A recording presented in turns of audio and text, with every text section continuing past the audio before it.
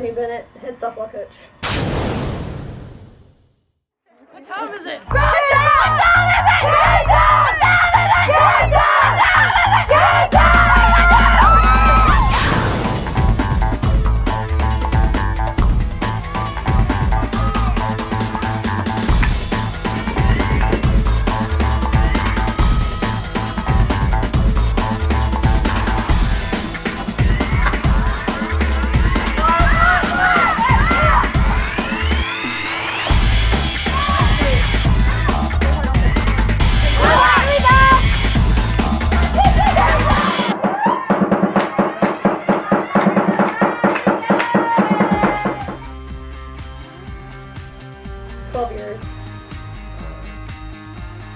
I started out at Southern Arkansas University, which is where I played, and after I got done playing, I moved to a graduate assistant role because that was what was available, and that is where I started my coaching career.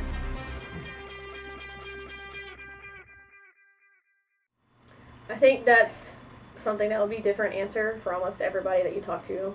It's something that comes to you when you realize that you've learned and you've grown, you've been mentored properly, that you realize that you can speak as easily as your head coach can, and that you probably need to start looking for head coaching jobs and finding the right fit. So for me, it was just a feeling, and it was an idea that I had that I could give the seniors that I coached my first year the best opportunity to succeed.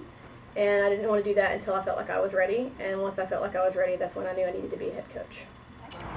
Now the key is to figure out how to curl hop. And pull that ball off the ground to your ear as fast as you can. So where the slowness is coming, you guys can come out really far like this. If you will adjust, pull it faster, and curl hop at the same time, you'll be in the flop position. And I guarantee you'll hit that one with them. Good, still works good. Three. Baby! Oh man, I wanted to do it. Can I do it? Go, Kayla, go! You already done it one time. Go, Kayla, go! I don't need to. You gotta hustle back. To play for Coach Bennett it's hard. I mean, she works as hard, but it's a lot of fun, and I really, really like her as my coach.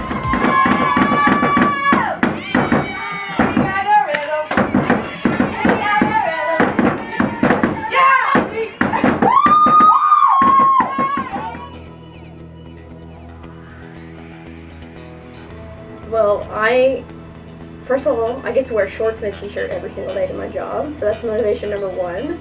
And two, I'm my own boss, so that's great too.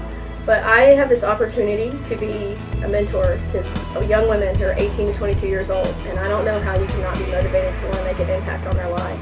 My sport is softball, but it's really about the mentorship and about being around young women that I can shape and mold and grow into good citizens of the university and of the town and for the country is really what we're trying to do here. And I luckily coach softball, that's my sport, but that's what I'm about and that's what I get to do and that's what keeps me motivated is them.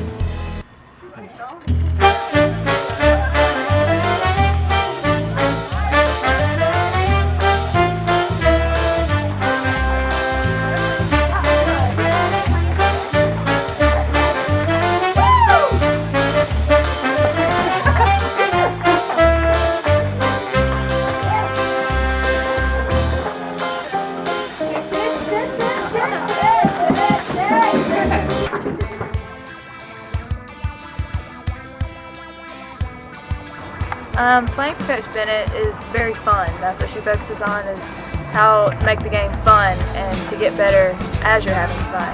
So for me, it's a big difference. It's a different perspective on the game, and you have a good time to win.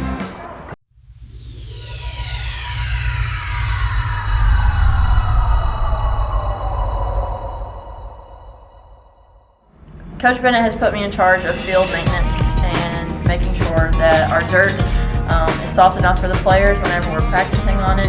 And so right now I've had to learn how to properly maintain our dirt, make sure that it's not too soft and it's not too hard, so that the girls can have an adequate hustle and practice and not have to worry about becoming injured because of our playing surface.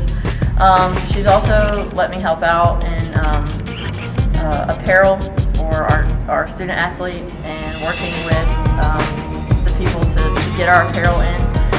Coach Bennett's let me help with hotels and travel, and she's introduced me to a lot of new facets of the job that as a student athlete I didn't even know existed. And so now, with the paperwork that has to be done and the appointments that have to be made and set up and meetings, I'm getting to see that side of it as a coach, and Coach Bennett has allowed me to be a part of that, and I appreciate it a lot.